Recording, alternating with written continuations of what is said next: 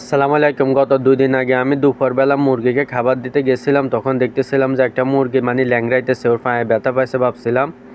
তো আমি নিয়ে আসছি, নিয়ে এসে ওকে কিছু হলুদ লাগাই দিয়ে ওকে রাখলাম। আমি ভাবি নাই যে ওর পাটা এভাবে ভাঙি যাবে, একদম পাটা ব্যাকা হয়ে আছে।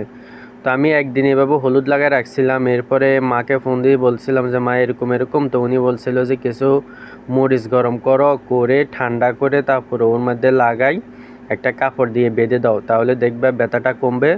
যদিও তোমার রিজিকে থাকে তাহলে থাকবে, আর যদি নিজের রিজিকে না থাকে তাহলে আর কি করবা।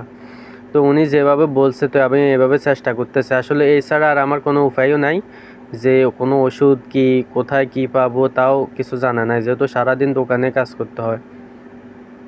তো আমি মরিচগুলি গরম করে ওগুলি লাগাইতেছিলাম ওইটার মধ্যে, আর ওটা কিন্তু নড়তেছিল, হয়তো বা জ্বলতেছে এই কারণে।